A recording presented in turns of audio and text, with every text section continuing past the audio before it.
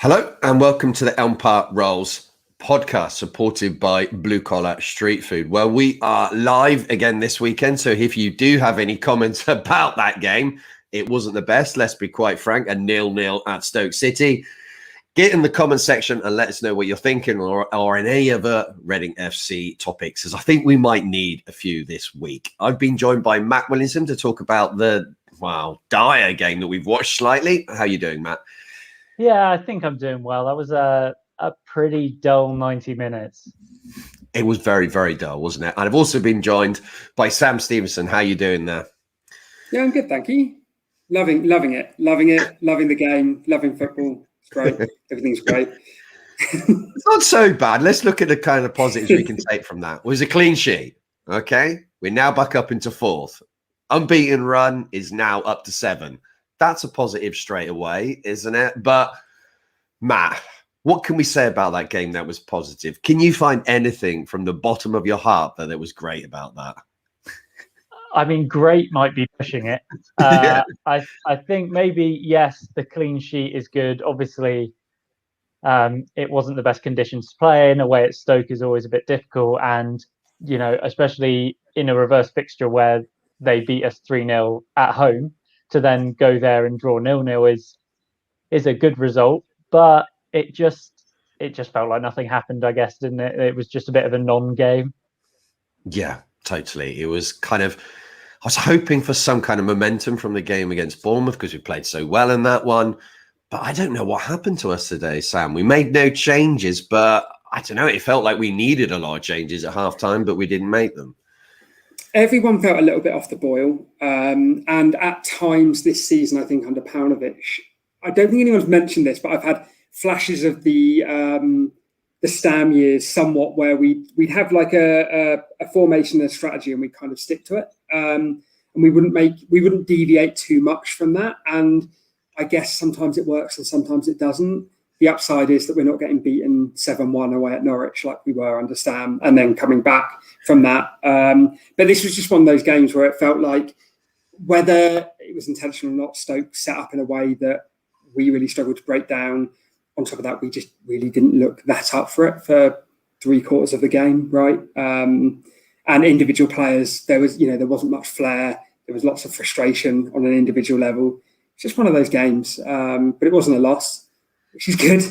And yeah, I mean that's kind of, I don't know what else you can say about it really. Matt pretty much hit the nail on the head as well. You know, you can't scream and shout about that result, but the run of results has been good. So this kind of carries on that unbeaten streak. Yeah, you've got to put it in kind of relative to how well we're doing this season. If you put in that performance and we haven't got a win in 10 games, you'd say that's a bit of a worry. But if you look what we've done recently, Matt, it's not so much of a concern. Yeah, I think that the fans at Chicago Fire had a similar problem with Paunovic in that in some games he was too defensive and didn't seem to want to go forward. And the difference between us and Chicago Fire is that we're winning games. We've picked up enough points initially to be able to do that. And I think Sam raises a really interesting point there. Like, I do think that Paunovic has a certain style that he doesn't like deviating from. I think that Paunovic is more pragmatic than Stam was.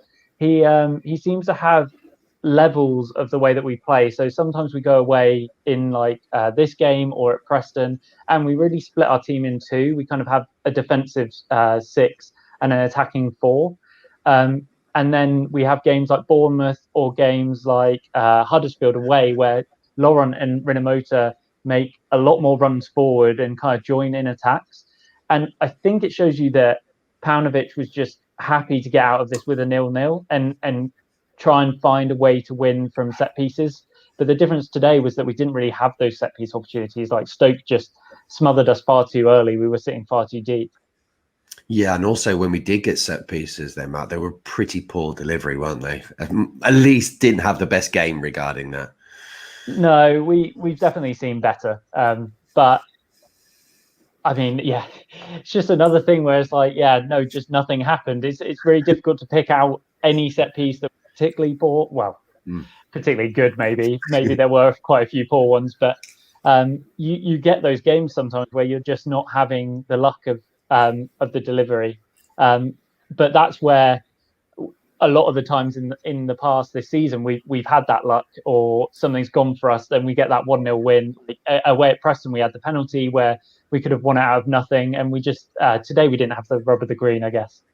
Yeah, I mean, Mate had the late chance there, Sam. I'm not quite sure what happened there. Did he slip? I'm not quite sure. I think he just sliced it, to be honest. I think it was one of those snapshots, knowing there wasn't long left in the game, and he just sliced at it. And I think that's what you're always going to get from Mate, isn't it? You're going to get, 2, 3 in 10 of his shots are going to be absolute worldies, and then the rest of them are just going to be snapshots that you just really don't know where they're going to go. And there were a few times since coming on, Mate looked. I mean, his energy and his pace really, really helped us today, and I think they opened up the game a bit more.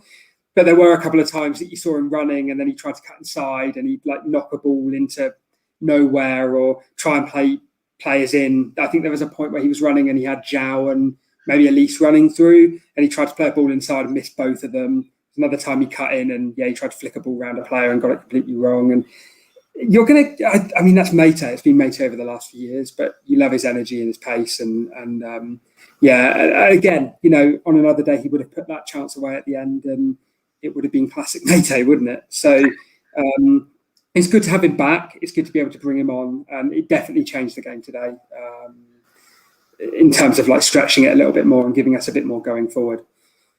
I think maybe there was only one vague moment of controversy in that whole game, Matt, and that was the offside decision for the Stoke goal that was disallowed in the first half. But we think he was just offside, don't we? Yeah, I think so. Maybe if we had VAR, then we could know. But I think Stoke kind of, that was the one time that they properly managed to catch us on the break, and I can't remember who it was over the left puts the ball across, and Fletcher's run just too far. I think he's level, but with his body kind of over the line, and those are given in the Premier League. Admittedly, we don't necessarily always see that in the Championship, but probably the right decision. I guess there was also the dive from McLean, which, I mean, it's not controversial because it was a dive, but those are the two moments of the first half that stand out, I guess. Yeah, McLean's dive was atrocious. Absolutely abysmal. I don't know whether he was booked for the dive or abusing the referee because he didn't get a penalty, Sam. I'm not quite sure which one it was, but it wasn't even close to one, was it? No, it didn't look like it. And I think the referee wasn't going to give it. And then I think he probably said something, to be honest, and the referee reacted. But yeah, I mean, it was just a funny one, wasn't it? That we're talking about those kinds of chances, whether it should have been a penalty, whether their goal was offside, and then on our end, like a snapshot at the end of the game. It was just that kind of game. There just weren't many clear-cut chances, and when they were wasted. And yeah, I mean, it just sums up the game, really, doesn't it? Do you think that was a red card for Brown, though? Yeah, 100%. Like when I first saw it, I thought, I think Morrison's reaction is probably what saves him. I think it's one of those arguments you always make when you're talking about whether players should dive or not. You understand why a player might dive and simulate a little bit more because referees are clearly swayed by the way they react. And today was an example. Like it was almost a rake of the head. He had his studs up and he went straight into his head. And at first I thought, okay, maybe it wasn't that bad. Maybe it was just minor contact. Then you see it again and you think, yeah, I mean, he's very lucky that Morrison just got up and carried on. What did you think on that one, Matt? Yeah, I'm of a similar opinion.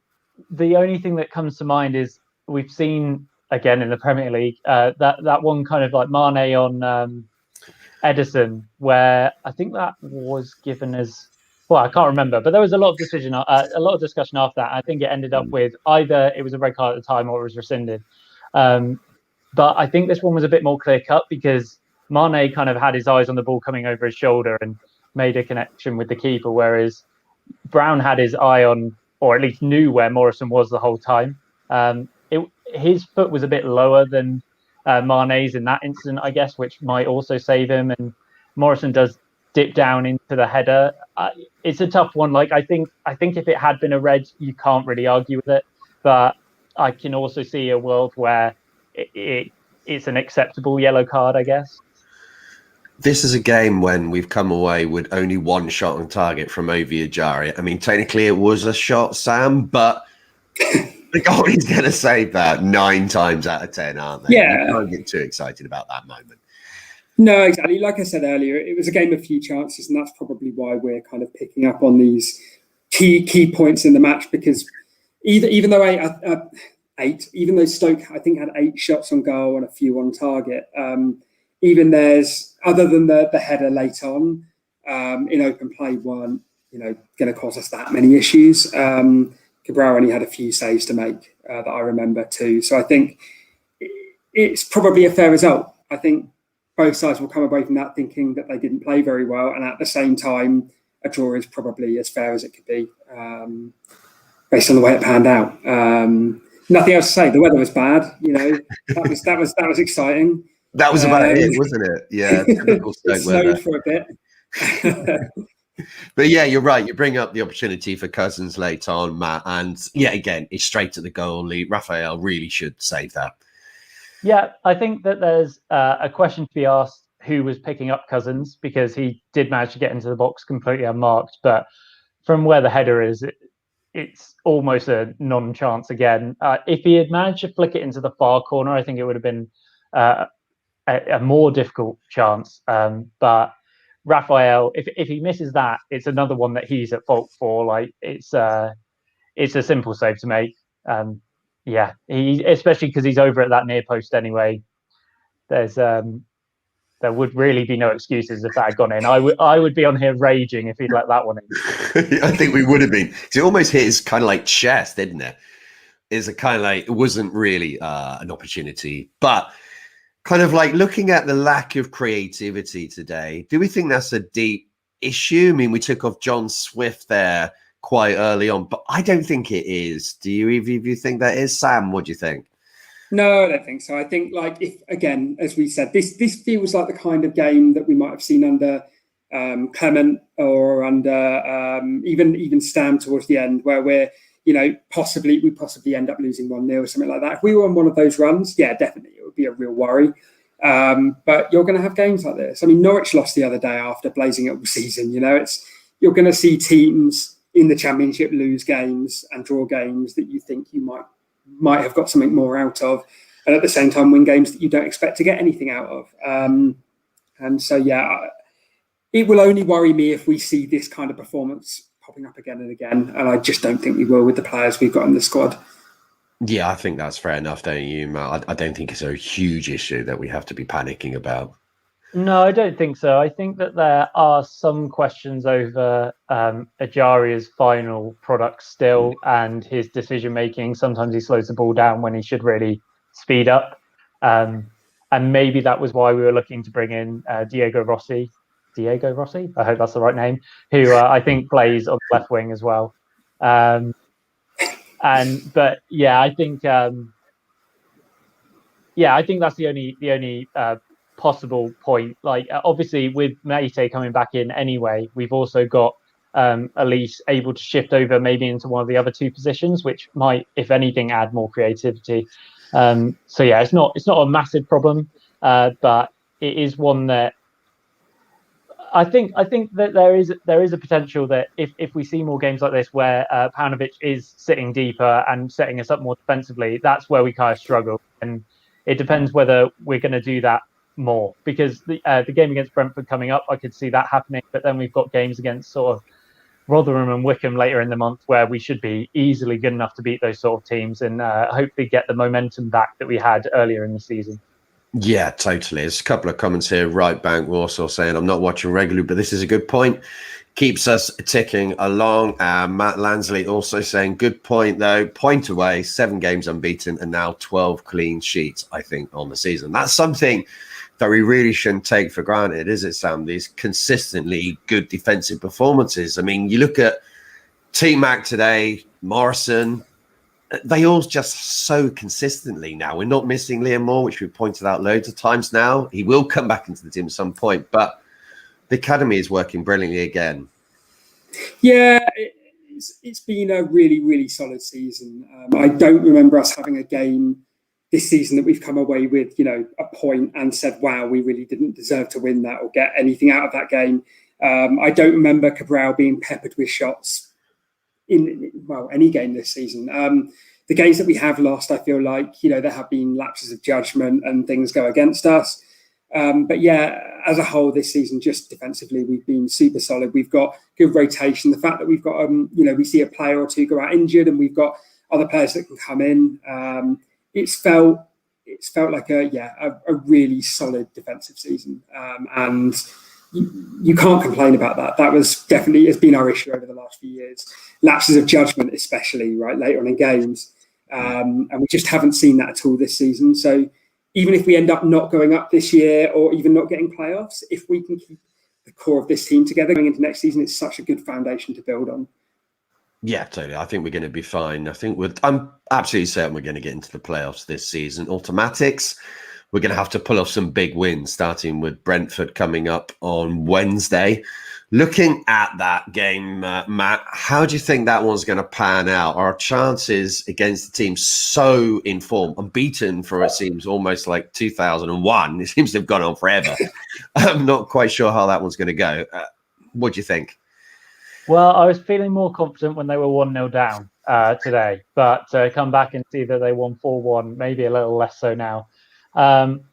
That is another game where I would 100% take a 0-0. I would take a horrendous game and a dire performance as long as we get absolutely anything out of it. The game last time, I mean, we played badly for kind of 20 minutes and we saw what they did to us, just blew us away. So we need to be a bit more at the races this time. I think it's more about how Brentford play than how Reading play, which is always the case when you come up against teams that are favoured to go up. What do you think, Sam? Do you think it's going to go well, or do you think we're going to have another poor game against Brentford? I think it all depends on, I think, like how focused we are at the back, because ultimately, if we have 10 or 15 minutes either side of half time, we can see the goal. I think the game's over, but I could see us grinding out a result, a 0-0, maybe, or something like that. I don't think. I think we're significantly more solid this season. And I think we could probably do something against most teams in this league. We're never going to outplay Brentford, but yeah, I can see us scraping something. Yeah, hopefully it would be huge if we can manage to pick up 3 points there. We've also had the transfer window recently, which is shut, and absolutely nothing happened, Matt. In any way, are you concerned about that, or are you okay with the squad that we've got at the moment? I think we've got a pretty good squad. Obviously, a lot of the injuries are coming back now, which is, to use a cliche, like new signings. Maybe at left back we're a little bit light, but as long as Lewis Gibson is fit, then we can probably get through the rest of the season there. He actually looked all right at left back. Obviously, McIntyre's now played left back a bit, and presumably won't be staying at centre back when Liam Moore is fit. Maybe left wing, maybe right wing, maybe a more legitimate winger would have been nice, but we've got to this stage of the season without one. Why do we need one now? Fair enough, isn't it? Yeah, we're doing pretty well. What's your kind of thoughts on it, Sam? The window, nothing happening, basically, which is not surprising. Yeah, as well. No, exactly. Holding on to players was the most important thing. There wasn't that much transfer activity across the board, even in the Premier League. So it's not surprising. And yeah, I mean, with all the talk around Elise and Richards, obviously, I know was likely to stay till his contract was up, but the talk that as the season kind of ramped up and we started to look better was, who was going to come in for our best players, and we managed to kind of get through all of that, and it means that we're going to be able to get to the end of the season now with the team we've got, and that's good. That's exciting. Yeah, I think so. And I think what is the end of the podcast, really? I think we've basically got 20 minutes out of that. It's not been the most exciting day for Reading FC, but we are still fourth in the Championship. It's been a pretty good start of the season. Amazing one, really. So let's enjoy that. And if we get a win against Brentford, no one will remember this match. Just stay positive. Stay positive. We can get through this. So cheers and thanks a lot for listening.